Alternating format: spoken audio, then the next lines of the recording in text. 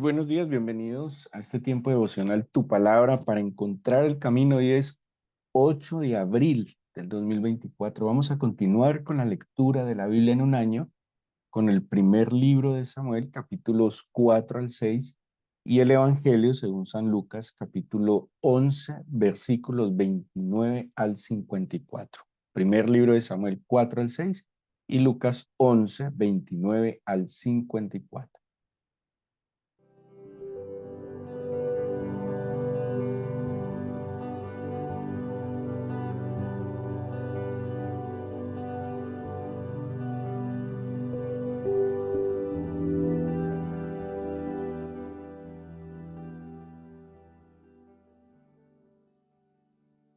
Empezamos la lectura de un nuevo libro en el Antiguo Testamento, el primer libro de Samuel.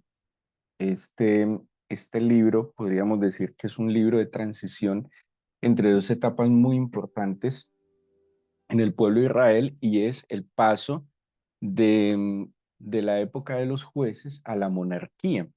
Los jueces, como habíamos visto, no eran hombres que simplemente estaban limitados a centrarse en la parte judicial del pueblo de Israel, sino que eran dirigentes en sí, eran los líderes, incluso algunos van a tener no solo un liderazgo civil o militar, como son en algunos casos, sino que incluso el último juez que se conoce, que es Samuel, va a tener un liderazgo espiritual.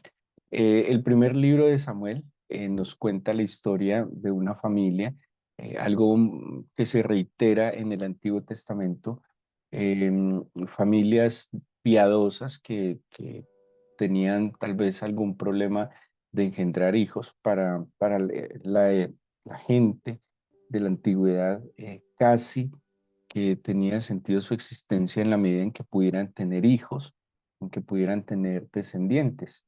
Se asumía que alguien sin hijos y sin descendientes era como castigado, porque todo lo que ellos buscaban o trabajaban o lograban, pues había un propósito en legarlo a una descendencia. El mismo caso le pasa a los papás de Samuel, Ana y Elcana. Ana no puede tener hijos, de manera milagrosa busca el favor del Señor y y le ofrece que si le complace en tener un hijo lo dedicaría al Señor. Entonces nace Samuel. Samuel, el nombre de Samuel quiere decir algo así como el Señor ha escuchado, Shema, que es escuchar, y, y bueno, Ana entonces tiene su hijo, lo cría, llega hasta el momento pues de, de entregarlo al templo y lo entrega al templo bajo la dirección del sacerdote Elí. La época de Samuel que se describe en los primeros capítulos es una época de una decadencia espiritual. De hecho, lo veíamos en el libro de los jueces, que había tal decadencia que ocurrían eh, unas situaciones completamente cuestionables desde la moral, desde la espiritualidad. Y, y Samuel viene como un pedido de Dios, como un regalo del Señor para, no solo para sus padres, sino para toda una nación, en un momento donde el mismo libro describe que escaseaba la palabra del Señor y no había visión. Así lo describe en el tercer capítulo de este libro, donde dice de nuevo, escaseaba la palabra y no había visión. O sea, no había instrucción, no había enseñanza. Dice el libro del profeta Oseas que un pueblo se pierde cuando le falta conocimiento. Un pueblo ignorante es un pueblo esclavo. Y, y cuando uno mira a través de la historia, los pueblos que han sido limitados al conocimiento, que han sido sesgados en el conocimiento, limitados al conocimiento, se vuelven temerosos. En la ignorancia hay temor, en la ignorancia hay miedo y por ende en la ignorancia hay esclavitud. Por eso dice también el Evangelio, conoceréis la verdad y la verdad os hará libres. Entonces, de hecho, en la Biblia se asemeja que El conocimiento de la palabra del Señor es luz, es verdad, es libertad, y su ignorancia es, por el contrario, tinieblas, es esclavitud, es limitación. Pues imagínense lo que describe este libro. Había escasez de la palabra, y si hay escasez de la palabra, pues tampoco hay visión, porque el conocimiento de la palabra del Señor y el conocimiento en general abre la mente, abre los ojos y nos permite mirar mucho más allá. Cuando hablamos de la visión, tiene que ver con una capacidad de proyectar, de mirar más allá. Cuando se dice que alguien es visionario, es que tiene la capacidad desde su presente de proyectar eh, su vida, su entorno, sus proyectos, los ve. Se puede escribir algo así como ver sin ver. Entonces, de hecho, la visión, hablando en términos bíblicos, tiene que ver mucho con la fe, ¿sí? Podríamos decir que la fe es la verdadera visión del Espíritu, porque la fe, como lo describe el libro de Hebreos, es la certeza de lo que se espera, la convicción de lo que no se ve. Eso es visión. Y mire que va muy de la mano con lo que dice Samuel que escaseaba, porque si no había palabra, había escasez en la enseñanza de la palabra, no había visión. Dice la carta a los romanos que la fe viene por el oír la palabra de Dios. Cuando hay instrucción bíblica, cuando hay revelación de la palabra del Señor, entonces se agudiza la visión de las personas. Y ojo que cuando hablamos de la visión, la visión tiene que ver con proyectarlo absolutamente todo. Ahora, cuando yo recibo la palabra del Señor y la entiendo, puedo proyectar mi vida en dos sentidos: o al obedecer la palabra del Señor, o al desobedecer la palabra del Señor, ¿sí? Pues eso es lo que me muestra la instrucción bíblica. Me muestra que si yo tomo el camino, este camino, en muchos sentidos y en muchas partes nos lo dice, si yo tomo el camino que el Señor traza para mí, al obedecerlo, pues hay unas consecuencias. Pues, por ejemplo, Deuteronomio 28 dice que si yo escucho atentamente la voz del Señor y guardo en mi corazón sus instrucciones y hago conforme a su palabra, empieza a escribir el escritor de Deuteronomio unas consecuencias a elegir ese camino. Pero también en ese mismo capítulo dice que si yo escucho pero no obedezco, también hay unas consecuencias. El Señor Jesucristo también lo explicó cuando dijo que un hombre sabio y sensato es el que escucha la palabra del Señor y hace la palabra del Señor, y le compara a un hombre que edifica su casa sobre la roca.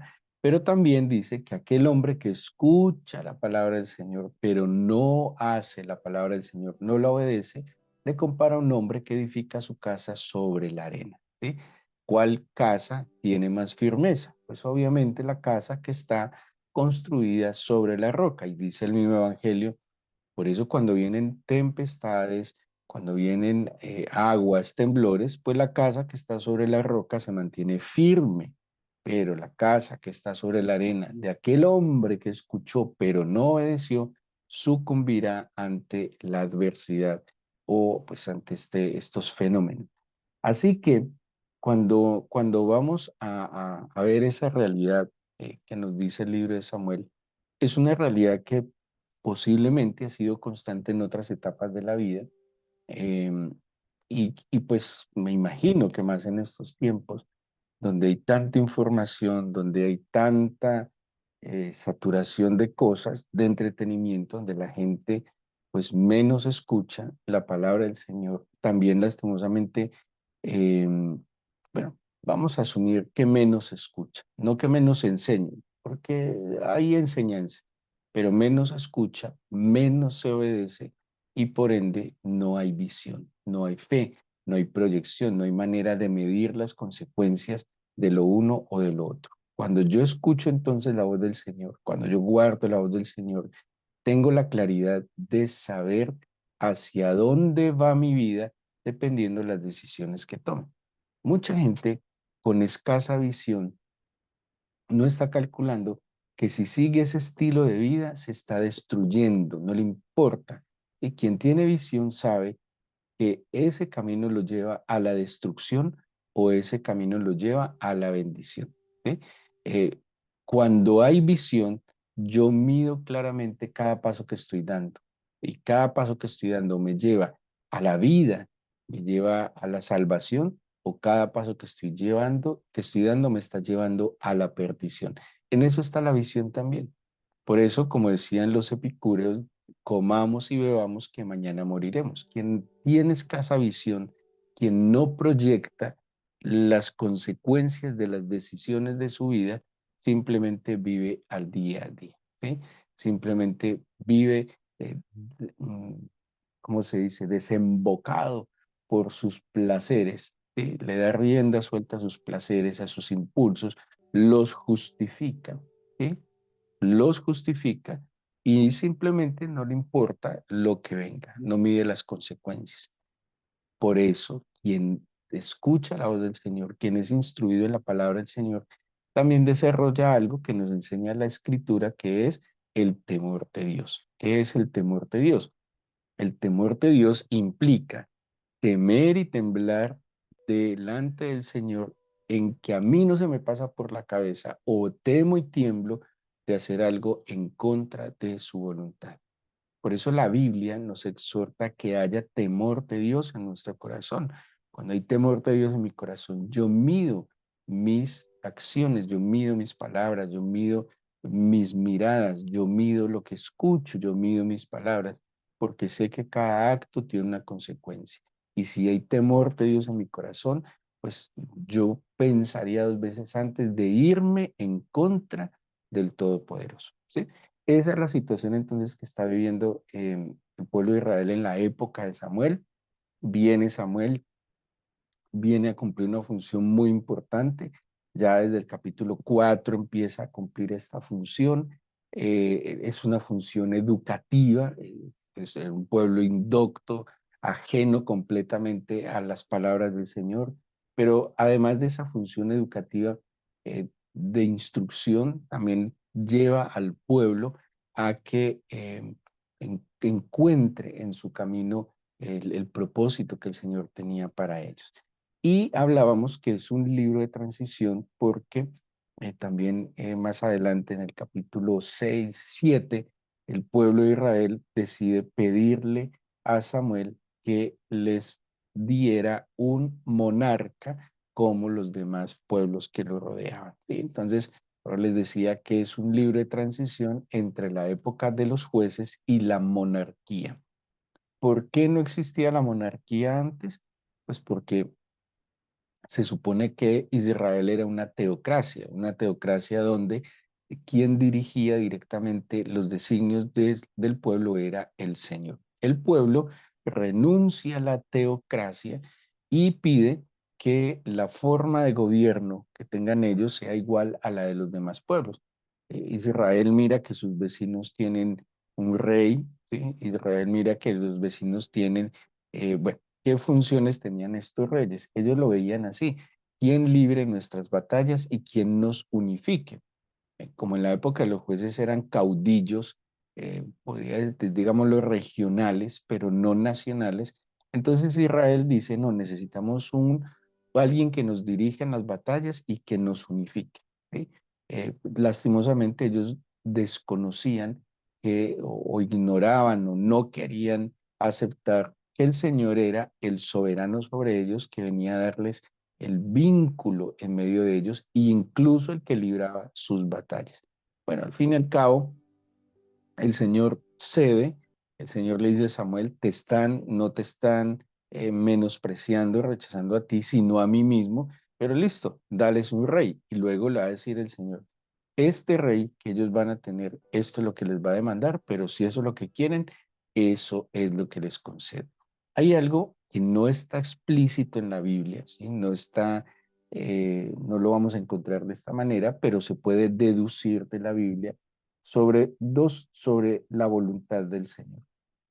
Sí está explícito en la Biblia que la voluntad del Señor es perfecta y agradable, ¿sí? Hay un plan que el Señor tiene para nosotros. La voluntad del Señor es perfecta, agradable, dice la carta a los romanos en el capítulo 12.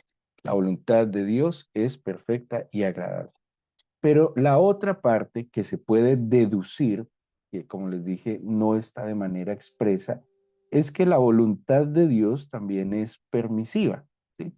Y cuando hablamos de que la voluntad del Señor es permisiva, es que ante la insistencia, ¿sí? Estoy poniendo el caso del pueblo de Israel pidiéndoles rey, ante la insistencia del pueblo, pues el Señor permite entonces que tengan lo que ellos quieren, sabiendo el Señor que no es su voluntad perfecta y agradable. Entonces, el Señor tiene un plan y un propósito para cada uno de nosotros. Como Él sabe todas las cosas, lo que fue, lo que es, lo que será.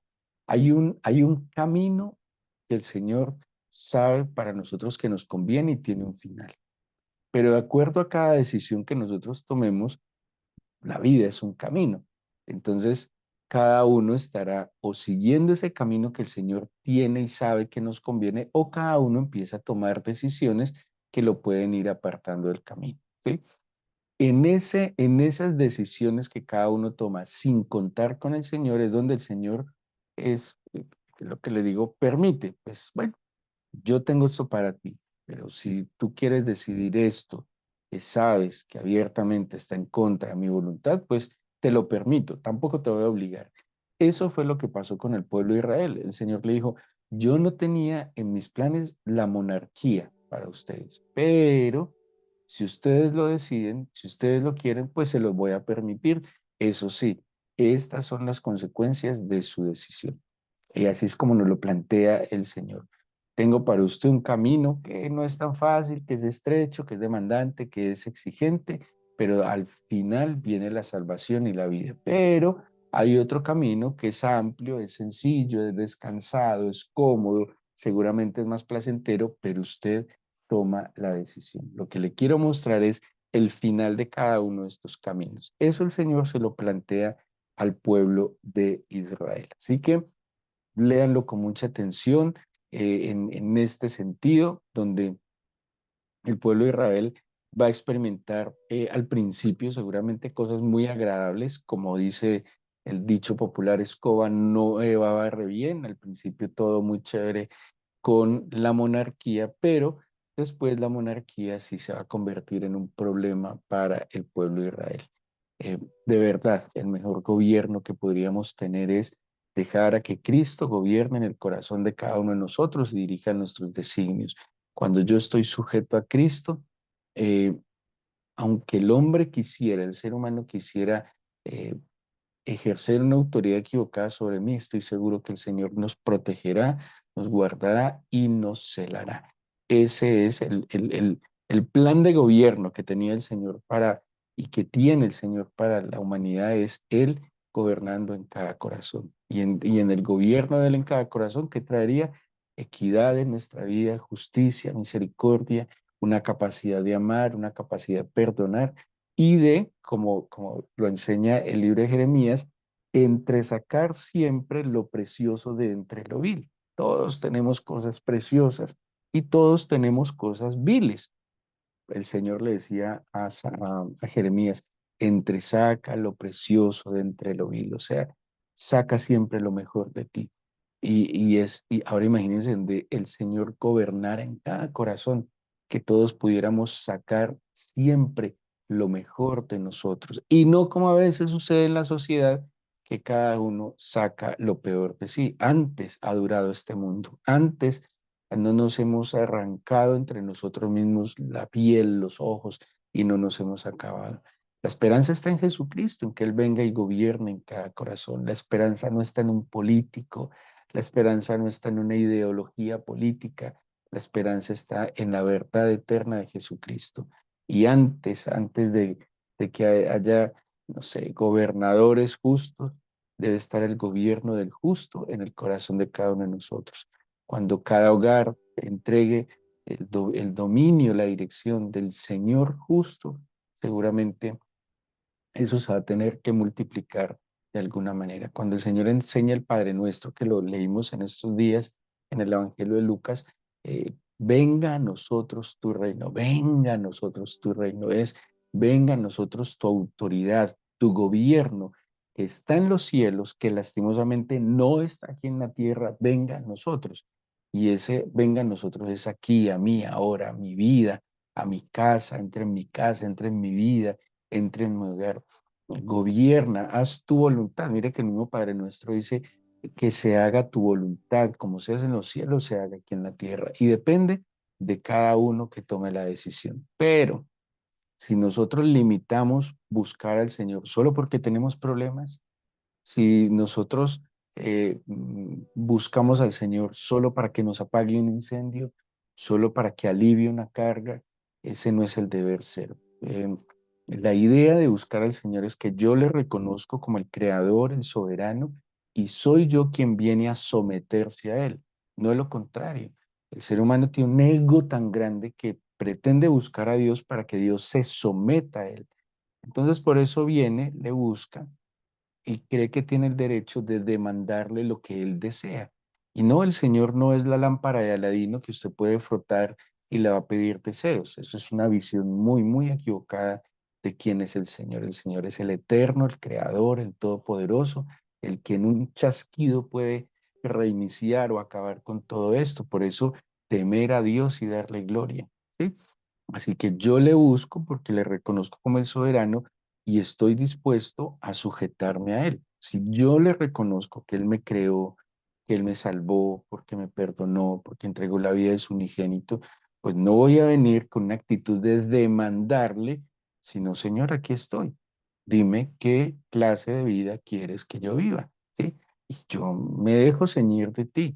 Es que soy yo tu creación, yo no te creé. Algunos que se creen pequeños dioses dicen que ellos crearon a Dios en su mente, que el ser humano crea a Dios según su necesidad. No hay tal locura y tal insensatez. Entonces, nosotros que nos acercamos a Dios, ¿cuál es la decisión? No, yo te necesito y yo me sujeto a ti. Yo quiero que tú dirijas mi vida, yo quiero conocer tu voluntad agradable y perfecta y de conocerla también, ayúdame a poder hacer tu voluntad que es agradable y que es perfecta. No me quiero conformar, eso lo dice Romanos 12, no me quiero conformar a este tiempo, a este siglo, a esta locura, a este caos en el que está sumido el mundo, y yo te quiero conocer a ti, yo quiero conocer el plan que tienes para mi vida. Entonces, eso es diferente la postura que asumimos al llegar al Señor. Entonces, por eso cuando el corazón de las personas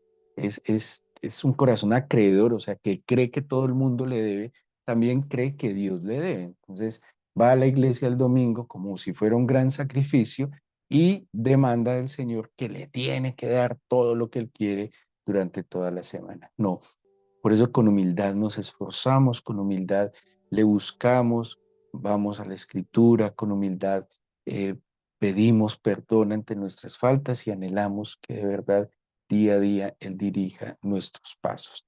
El libro de Lucas, el Evangelio de San Lucas, hoy nos trae una lectura para que la tengan presente sobre, habla de la generación que demanda una señal, la necesidad de ver. Entonces el Señor habla de Jonás del mismo y de Salomón como señales en su momento. Jonás fue señal para Nínive cuando anunció el pecado de Nínive. El Señor Jesús era señal en ese momento y Salomón fue señal para la reina de Saba como testimonio. ¿Qué es una señal? ¿A qué se refiere el Evangelio? Dice algo que autentica el eterno propósito del Señor. El Nínive, cuando vio la señal en Jonás, creyó, se arrepintió. La reina del sur, cuando vio a Salomón y su sabiduría, reconoció al Dios de Salomón, pero el Señor le recrimina a esa generación en la que él estuvo, que viéndolo a él, viendo al Mesías, no le están reconociendo como tal. Luego, demanda, digámoslo así, que cuidemos nuestros ojos, nuestras miradas, dónde ponemos la mirada, porque estamos llamados a ser luz y a ser señal, ¿sí? Eh, y estamos llamados a mirar claramente qué es lo que nos acerca al Señor. A veces, por tener el ojo contaminado, ustedes lo leerán y seguramente lo entenderán, al tener el ojo contaminado, perdemos de vista lo que en verdad necesitamos ver. ¿Qué nos aconseja el Señor? No se deslumbre por aparente resplandor de luz en este mundo, que son engaños. ¿Sí? A veces nos dejamos deslumbrar por la gente que tiene dinero, por la gente que aparentemente tiene belleza, fama, reconocimiento. Y dice, no, no se deje deslumbrar por eso, que todo eso al fin y al cabo es engañoso y pasajero. Limpie sus ojos para que pueda poner la mirada en lo que en verdad debe poner la mirada. Uno debe poner la mirada, dice, y ayer estudiábamos en nuestro culto aquí en la Ecoiglesia, en lo que no se ve, ¿sí? En lo eterno, la mirada en las cosas de los cielos, dice así el libro de Colosenses, poner la mirada en las cosas de los cielos, en las de arriba, porque esas son las cosas que en últimas no perecen y perdurarán. Entreguémosle este día al Señor, oremos, entreguémosle esta nueva semana con gratitud, pero también con esperanza. Pidámosle que la luz de su espíritu nos guíe en esta semana. Haga una oración personal. Usted tiene deberes, responsabilidades, anhelos y seguramente tiene dificultades y decisiones que tomar. Dígale al Señor humildemente que la luz de su verdad ilumine su mente, que, que le permita conocer la verdad para que sea libre. Y tal vez a veces somos un poco más insensatos, Señor, y te pedimos perdón porque sabiendo cuál es la verdad, a propósito y voluntariamente la ignoramos porque le damos rienda suelta a nuestras pasiones. Te pido que nos des humildad, sencillez y que podamos, Señor, reconocer que sin ti nada somos y que te necesitamos en cada momento, Señor. Dígale, ayúdame a reconocerte como mi Dios eterno y Salvador, a mí como tu creación, Hijo, y como la proyección, Señor, de tu gloria en este mundo. Soy tu imagen y semejanza. Y a ti es a quien me debo parecer, oh Dios mío. Señor, permíteme esta semana que donde quiera que esté, yo sea un instrumento de tu luz, de tu paz, de tu amor, de tu esperanza, de tu reconciliación. Bendícenos, bendice nuestra familia, guárdanos del mal, del peligro. No nos dejes caer en ninguna tentación, amado, y si viene la tentación, que también es prueba, danos una salida. Permítenos salir victoriosos ante la adversidad y la prueba. Yo te pido, Padre, que bendigas el pan que pondrás sobre nuestra mesa. Lo santificamos en gratitud y te bendecimos porque tú eres perfecto y nos has llamado, Señor, a caminar de tu mano. Enséñanos a perdonar a los que nos ofenden y permítenos tener la humildad de pedirte perdón a cada instante, cada que te ofendamos, Señor. Gracias por este nuevo día, por concedernos tu palabra y por escuchar nuestra oración. En el nombre de Jesús. Amén.